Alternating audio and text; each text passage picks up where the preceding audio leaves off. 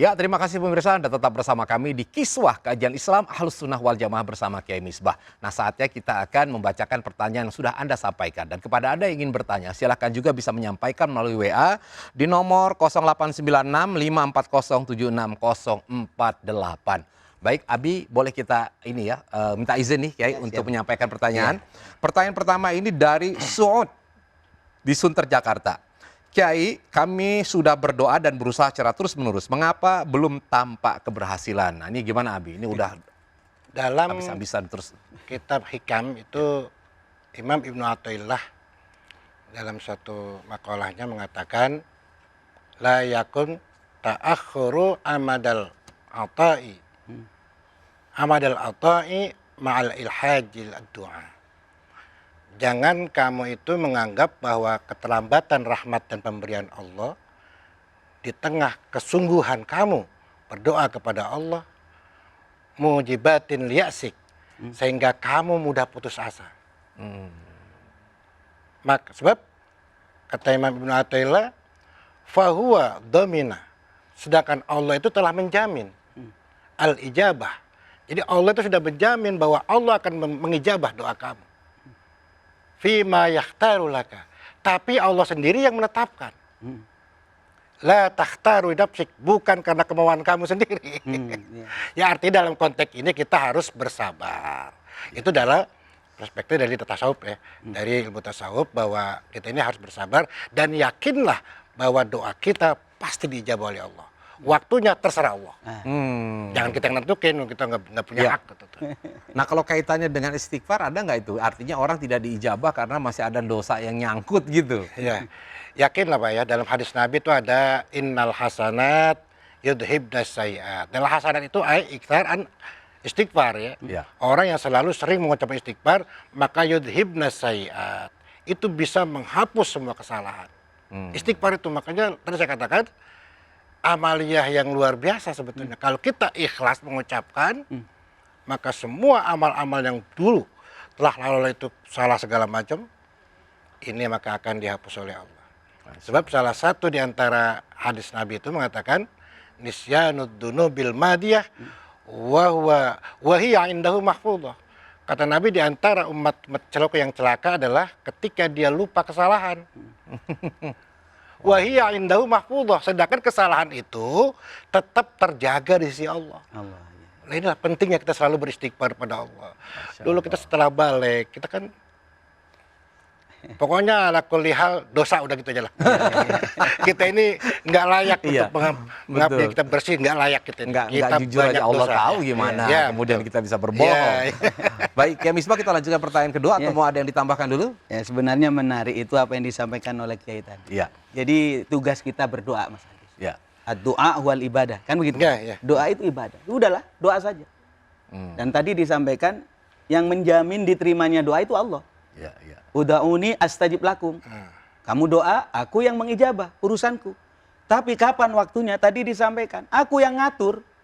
Kalau kita yang mengatur, ya Allah, datangkan uang 1 ton. Benar-benar 1 ton detik ini bukan rezeki, mati. Nah. Benar nggak? Jadi serahkan kepada Allah. Karena prinsipnya kalau kita doa itu kan ditutup dengan Rabbana atina fid dunya hasanah. Kita minta hasanah, cuma lambangnya itu duit, kan gitu. Kita kadang-kadang hasanah itu lambangnya sehat. Hasanah itu lambangnya adalah sukses. Tetapi kadang-kadang Allah tahu, kamu kalau dikasih kesuksesan lupa kepada saya. Karena itu hasanahnya itu kadang bentuknya itu kesulitan. Biar kamu baca istighfar, ingat kepada Allah. Lah itu, karena itu kalau kita doa Pak Yanggi, kita ditutup dengan doa sapu jagat. Yakni doa Rabbana atina fid dunya hasanah. Jadi yakinlah bahwasanya kita berdoa yang urusan ijabah, urusan Allah. Kapan waktunya? Kiai tadi mengajarkan, serahkan pada Allah saja. Masya Allah. Baik, ini sekarang pertanyaan yang kedua nih Abi ya. Dari Hamid di Palembang, apa yang dimaksud dengan taubat nasuha? Baik, Ustadz Agus, Mas Agus.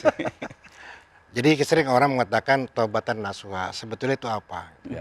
Dalam Al-Quran juga ada ya ayyuhalladzina amanu tubu ilallah taubatan nasuha. Asa rabbukum asa rabbukum ayyarhamakum an yukaffir ankum sayyi'atikum. Jadi taubatan nasuha itu kalau saya analogikan begini, Mas.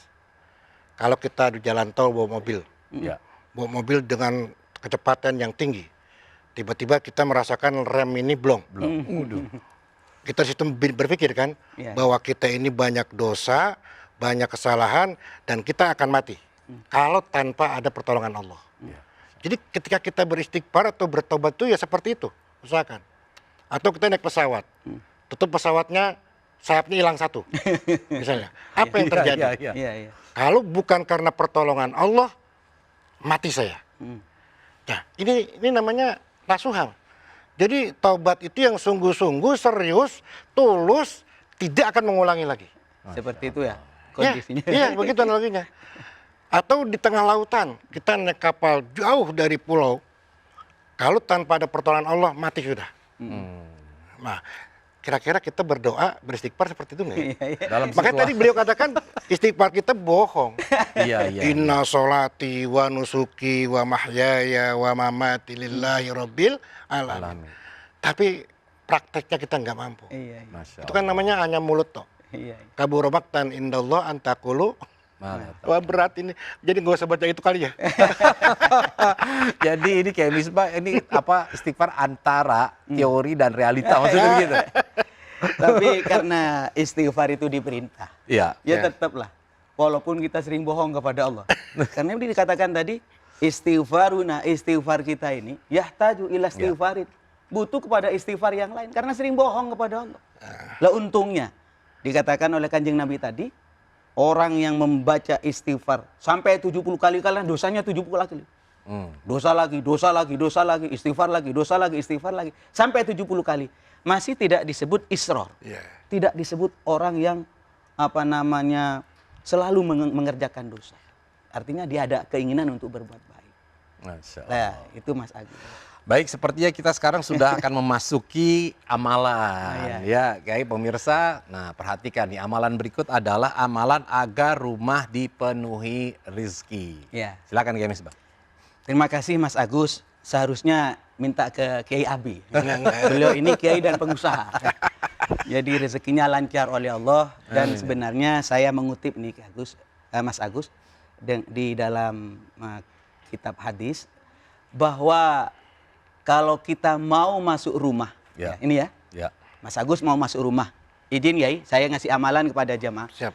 Para jamaah kaum muslimin muslimat mau masuk rumah, jangan nyelonong saja masuk rumah, tapi baca Qul huwallahu ahad, Allahus somad, lam yalid walam yulad walam yakul lahu kufuwan ahad. Baca surat Al-Ikhlas. Mau masuk rumah minim 1 kali. Insya Allah nanti rumah tangga kita dan kediaman kita itu akan ditumpahkan rezeki yang banyak oleh Allah. Sampai luber-luber kepada tetangga. Insyaallah. Ini biasanya hal macam begini yang menyampaikan harus terbukti. Dan saya sedikit terbukti. Yang banyak itu Kiai Agus ya. Kiai Abi ini. Jadi saya berharap mohon diamalkan baca kulhu kalau masuk rumah atau Al-Ikhlas Mas Agus. Iya, insyaallah. Tapi begini ya para jemaah sekalian, amalan ini kalau saya ibaratkannya kayak doping itu Abi. Kenapa? Kalau orang sudah membaca amalan tertentu, misalnya kulhu dibaca, itu biasanya kita semangat untuk kerja. Kita semangat untuk silaturahim. Dan silaturahim itu kan bagian ikhtiar untuk mendatangkan rezeki. Itulah semacam itu. Jadi tidak hanya ansih, hanya baca kulhu kemudian tiba-tiba datang banyak uang. Enggak demikian. Tapi ini biasanya stimulus. Kita digerakkan oleh Allah lisannya untuk membaca kulhu, kemudian Allah berikan jalan yang banyak dari rezeki yang akan datang kepada kita. Masya Allah. Ini Mas Agus. Baik, Abi, ini sebelum mengakhiri segmen ini, ya mungkin ada kesimpulan terakhir dari perbincangan kita tentang istighfar nih Abi. Apa yang harus kita lakukan dan bagaimana sikap kita sebaiknya? Baik, Mas Agus, bahwa pemirsa News yang berbahagia, bahwa Allah menciptakan kita sebagai manusia yang tidak punya daya upaya, la haula wala quwata illa billah. Tidak ada daya, tidak ada upaya, semuanya milik Allah. Makanya dalam hadis itu ada itu, la haula wala quwata illa billah kanzun min kunujil jannah. Jadi orang yang sebetulnya mempraktekkan pengamalan ini, maka itulah menjadi tabungan surga. Jadi kita diciptakan Allah di dunia ini adalah tidak ada lain tujuannya mengenal Allah. Wa ma khalaqtul jinna wal insa illa liya'budun. Tidak aku ciptakan jin dan manusia kecuali untuk ibadah, ay liya'rifun. Jadi di ibadah itu yakni mengenal Allah. Lalu kita wujudkan dalam kehidupan sehari-hari karena kita ini banyak salah, karena kita sudah menyimpang jauh dari tujuan utama hidup di dunia ini, ya kan? Yakni mengenal Allah. Artinya kita sudah banyak lupa Allah.